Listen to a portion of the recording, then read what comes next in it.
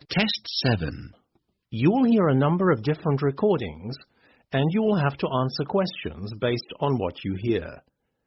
There will be time for you to read the instructions and questions, and you will have a chance to check your work. All the recordings will be played once only. The test is in 4 sections. At the end of the test, you will be given 10 minutes to transfer your answers to the answer sheet. Now turn to Section 1. Section 1. You will hear a telephone conversation between a customer and the receptionist at a courier company. First, you have some time to look at questions 1 to 8.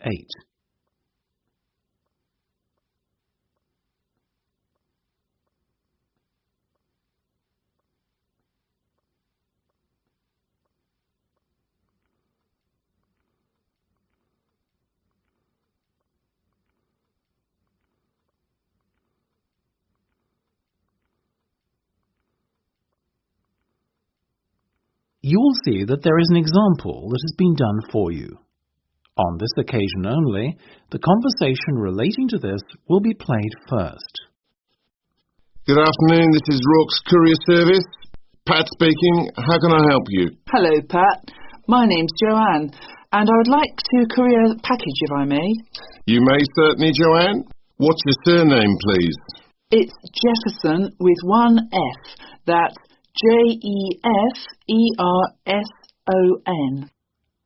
The customer's name is Joanne Jefferson. So, you write Jefferson in the space provided. You should answer the questions as you listen, because you will not hear the recording a second time. Listen carefully and answer questions 1 to 8. Good afternoon, this is Rourke's Courier Service. Pat speaking. How can I help you? Hello, Pat. My name's Joanne, and I would like to courier a package, if I may. You may certainly, Joanne. What's your surname, please? It's Jefferson with one F. That's Jefferson. Thank you, Joanne. Now, could you tell me the address where the package will be collected from? Yes, it's my home address, so that's 22 Blue Lane Close, Old Malden, Surrey, KPT 530. Very good. I guess you also need the recipient's details. Quite right.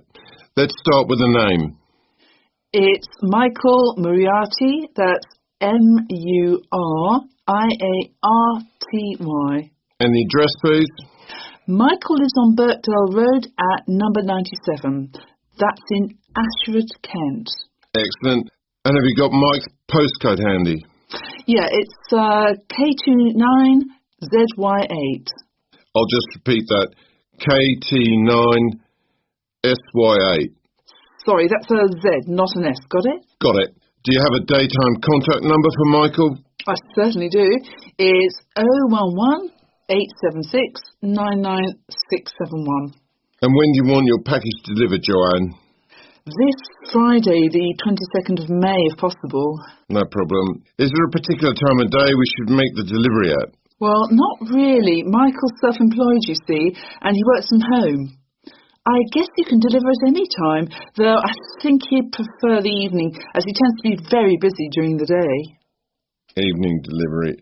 Now, one last thing. Can you tell me what the package will contain? There's a silver photo frame and a man's watch.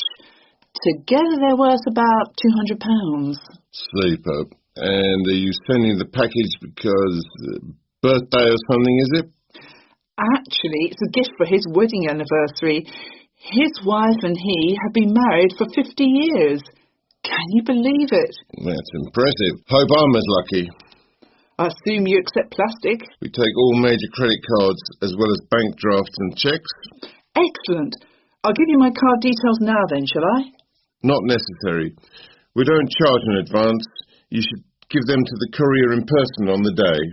Gotcha. Before listening to the rest of the conversation, you have some time to look at questions 9 to 10.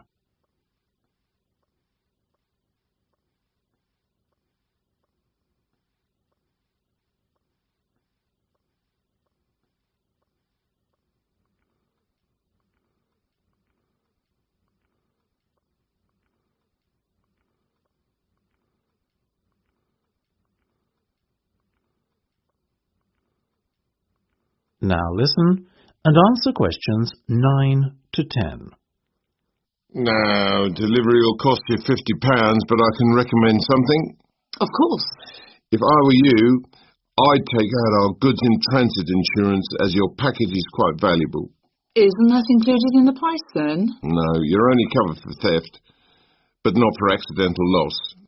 Surely you're responsible if the product gets mislaid. Not since the recent change in legislation. Customers are now required to take out an additional insurance to cover this risk. That's ridiculous. So I pay £50 and have to cough up more money if I want to make sure my package doesn't get misplaced. What am I paying you for? I'm sorry, Joanne. I wish I could change the situation, but I can't. How much is this insurance then? £2. Ah, well, why didn't you say so? In that case, I'll take it. Great. Well, that should be everything for the moment, Joanne. We'll give you a call let you know we're coming. Thank you. Bye-bye. Cheerio then. That's the end of section 1. You have half a minute to check your answers.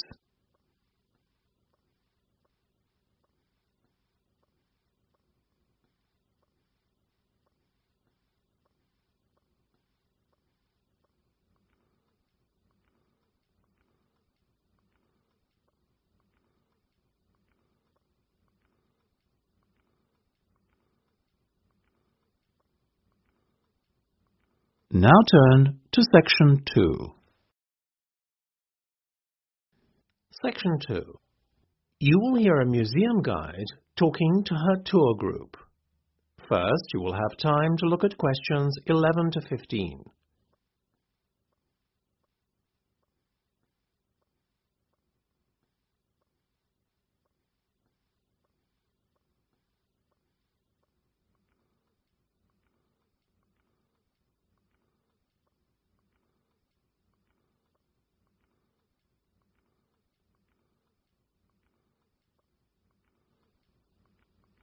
Now listen carefully and answer questions 11 to 15.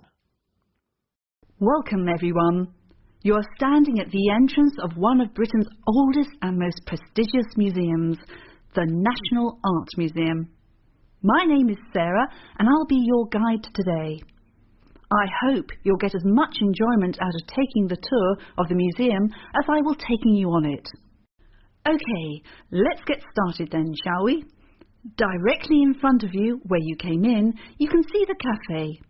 We'll have time to stop there for refreshments a little later, but for now we need to pass through it and make our way to the Renaissance Period Hall. Come along. Look here, there's a door at the back of the cafe, but we're going through the door on the left for the moment. Follow me. Okay, our tour starts here, in the Renaissance Period Hall. But before we look at some of the wonderful works of art which adorn these walls, let's glance at the map of the museum and discuss the itinerary for the rest of the morning. We don't need to go back out through the cafe to get to the Classical Period Exhibition Centre. There's a door right here at the back of the Renaissance Period Hall which leads right through, and that's our next port of call. Then we're going to leave the Classical Period Exhibition Centre and I'm going to take you back out through a doorway into the main corridor. There's a lovely exhibition of works by London artists dating from as far back as 1500 there. From the corridor, it's off to the information desk to pick up some leaflets for the next section we'll visit, the Albert Gallery. That's here, at the bottom left of the map as you look at it, and the entrance is just opposite the information desk.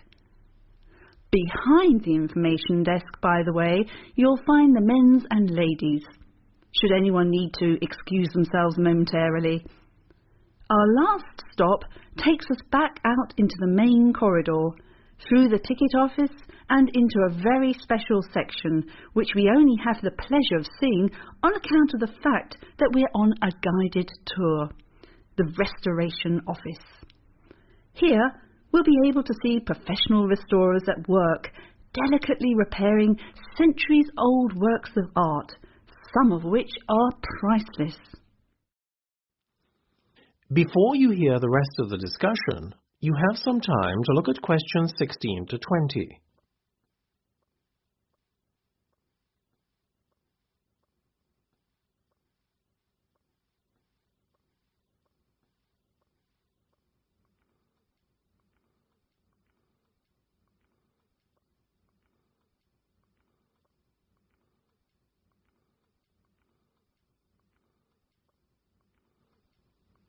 Now listen and answer questions 16 to 20. Getting back to where we are right now then, look around you and behold the brilliance of the human mind, which seems to know no bounds, creatively speaking at any rate. We are surrounded by paintings from one of the most exciting periods of art history. The Renaissance was not just a revival, it was a reinvention of many artistic concepts. Study the painting to your left carefully. It's a self-portrait of Alberti, one of the pioneers of the Renaissance movement. Alberti did much to develop the understanding of perspective in art. It is no coincidence either that he was also a strong advocate of realism, since a thorough grasp of perspective and the optical considerations of creating a piece of art is a prerequisite for achieving an end result which is an accurate reflection of what the artist is trying to depict, which of course is a core aim of realism. Alberti regarded maths as a common ground of art and science and did much to promote the taking of a scientific approach among his peers. No more for his knowledge of theory than for his creations, Alberti was nonetheless an accomplished artist, sculptor, poet, author and linguist. He and his peers led Europe's awakening from a period of ignorance and intellectual poverty known as the Dark Ages. As a humanist, he advocated a wide, all-encompassing education curriculum which focused as much on culture and morality as it did on traditional fields of learning. He laid the foundations for a period of enlightenment and renewed intellectual vigour. Perhaps names such as Da Vinci and Michelangelo are more synonymous with the period. And indeed, artistically speaking, these gentlemen undoubtedly achieved far more than Alberti ever did. However, his contribution should not be overlooked or dismissed lightly, for it was a catalyst for much of what was to come later, surpassing his own achievements. That's the end of section 2. You have half a minute to check your answers.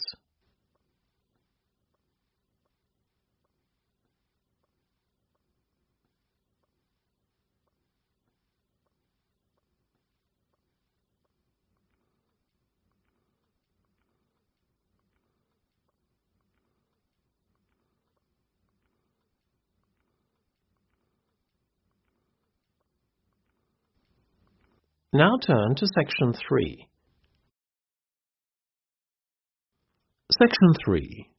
You hear a discussion between a couple and a real estate agent. First, you have some time to look at questions 21 to 25.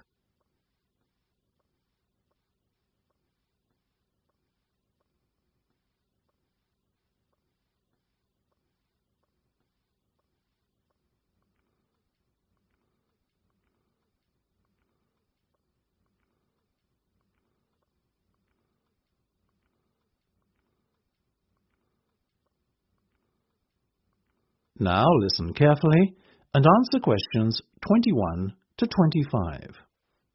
Now, this first property I'm going to show you will be ready for letting in about 2 weeks. It's on the market for £1,500 per calendar month, but the landlord is open to offers. If after the viewing you think you might be interested, might I suggest that you make an offer, however, as a property like this won't stay on the market for very long. My first impressions are good, I have to say.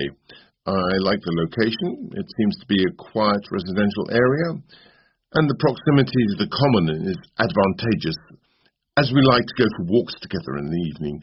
What do you think, Becca? It does look rather impressive, Nick. Let's go inside, shall we? Now, as you can see, the front door opens into this lovely, spacious reception room where you can welcome guests. Let me lead you into the kitchen area, which is just through here. I know I've asked you this already, but I just want to make sure that the furniture stays, correct? Yes, everything you see here will remain on the property. The only things the landlord is taking with him are his television and DVD player. Why is he vacating such a lovely flat as this? He and his wife have just had their first child, and they felt it was time to look for somewhere more spacious which can accommodate a family more comfortably.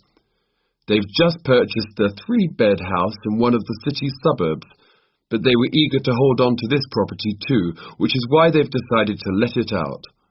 They now look at their old home as an investment proposition. Very sensible. The size of the kitchen is something I have a little bit of an issue with, though. After all, while there are plenty of counters and workspaces, there isn't a kitchen table or anywhere to eat. True, but come through here and you'll find a very generous dining area. Wow, this is roomy. We could definitely entertain here, Nick. Do you mind if we view the bedroom and bathroom next? Of course. This way. Here's the master bedroom. There's a small room off to the side there that could arguably be used as a second bedroom, but I think the lack of space makes it better suited to acting as an office. Your ensuite bathroom is through here. It looks very modern. Has it been recently decorated? Better than that. In fact, the bathroom is completely new. It was only fitted last week. The house has also been given a professional clean and all of the rooms were redecorated after the landlord moved out. Before you hear the rest of the discussion, you have some time to look at questions 26 to 30.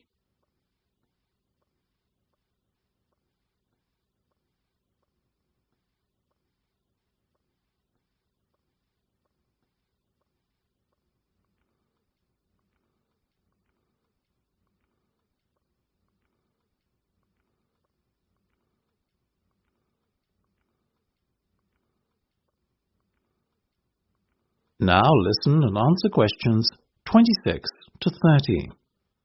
You can probably tell we like it. I'm glad to hear. But now let's get down to business. It's on the market at 1,500, you said, right? Right. Well, realistically, what do you think the landlord would be willing to accept? I would say offers over 1,400. Well, I'm not prepared to offer that. I'll make an initial offer of 1,200, and if that is rejected, I may consider upping my offer by £100, but that's as high as I'll go. As you wish. You are happy with an initial contract of 12 months, I presume? Yes, assuming there's a break clause after 6. That's no problem. The standard contract allows you to give 2 months' notice that you will vacate the flat from the 4th month onwards, effectively. You can vacate any time after the 6th month, provided you give the proper notice in advance. All sounds good. So, what happens next? I will put your offer to the landlord, and if he accepts it, you'll be asked to put down a holding deposit of £500 to take the property off the market. Then, assuming your reference and credit checks come back okay, we can sign the letting agreement and get you moved in. Before you sign the contract, though, on top of the £500 holding deposit, you will have to put down a further 4 weeks' rent in payment of the full bond deposit, as well as fronting up your first month's rent in advance. What about your fees?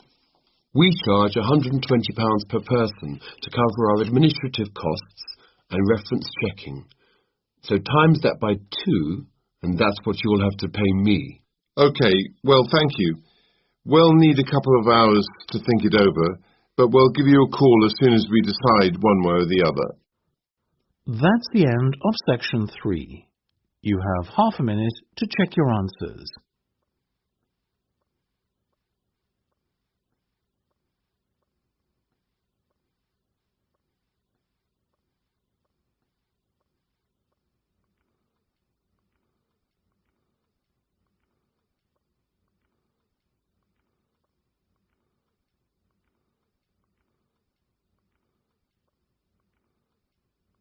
Now turn to section 4.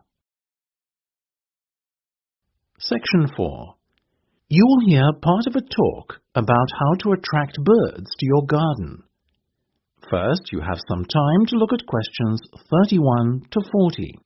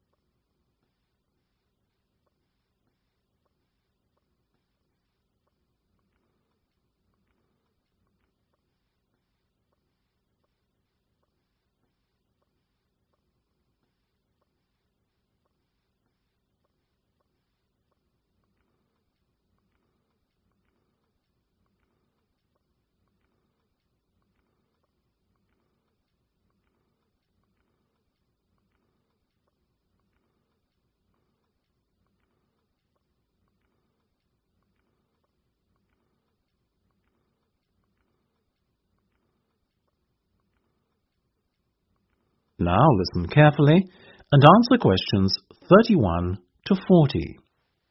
The best way to attract birds to your garden is by satisfying their basic needs, which are the need for water, the need for food, and the need for safety. Birds drink water and bathe in it, and many also use it to make mud to build their nests. A simple bird bath, which can be nothing more complicated than a shallow dish, will therefore attract birds. Don't use tin pans, as these get hot under the heat of the sun. In fact, a cement bowl is probably going to be the most effective bath to use. But make sure that it is no more than 6.5 centimetres deep. The best time of all to attract birds to your garden, and indeed the time when they need your help most, is during the winter season. During summer, birds can find most of their food on their own and are largely self-sufficient. In winter, however, they benefit greatly from the help of their human friends. Often, when it is cold, an ice or frost crust may form over the ground, covering the bird's natural food supply. It is when this happens that they really need your help with feeding. It is probably best, though, to start feeding from late autumn onwards. That way the birds will become used to finding food in a certain spot. So later, after the onset of the winter, they will become a permanent feature in your garden. Put food out at night so that the birds will find it the next morning. And whatever you do, make sure that you make your feeder accessible from a raised landing area only. Otherwise, you will find yourself attracting some unwanted pests, such as rodents like mice, and worse still, rats. Continue feeding until early spring, when food becomes plentiful again. If you cannot serve them insects, then try to give the birds suet, a form of beef fat. You can buy this cheaply at pretty much any meat market, so it won't cost you an arm and a leg. As well as being nourishing, suet also has the advantage of not freezing during cold weather. Many birds will also enjoy crumbs, nuts, and seeds. You can even serve them boiled potatoes and hard-boiled eggs, provided these are finely chopped. Other foods you probably have lying around in your store cupboard may also be used. Try feeding them raisins, figs, dried fruit generally, biscuits, boiled rice, and so on as well. If you want to build a birdhouse or nesting box, I would encourage you to proceed by all means. These offer fine protection, especially for the smaller and more vulnerable species. You can buy ready-made nesting boxes and shelves for a very reasonable price these days. Alternatively, if you fancy your hand at doing a little DIY, they are not very difficult to build either. Most birds prefer houses made of rough slabs of wood covered with bark, which to the birds feels quite authentic and natural. If at all possible, try to match your birdhouse to the surroundings as well. So, if you paint your birdhouse, be sure to use a dull grey-green or brown colour. The simplest type of birdhouse to construct yourself consists of a hollow branch nailed to a tree. When you are erecting your birdhouses, be sure to place them a good distance apart from one another. Few bird species enjoy nesting in close proximity to competitors of their own kind. Cleanliness is vitally important too. Your bird nest should be cleaned out yearly to make room for new nesting material to be brought in by their seasonal tenants. Early autumn is the best time to prepare your birdhouse, as the new season's chicks will have hatched and flown the coop, so to speak. Once cleaned, your birdhouses will be ready to welcome their spring visitors once they return to your neighbourhood early the next year. That is the end of section 4.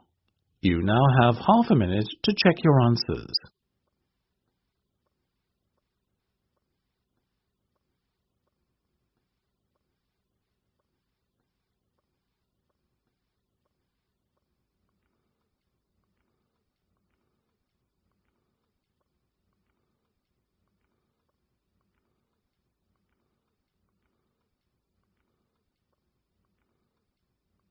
That is the end of the listening test. You now have 10 minutes to transfer your answers to the listening answer sheet.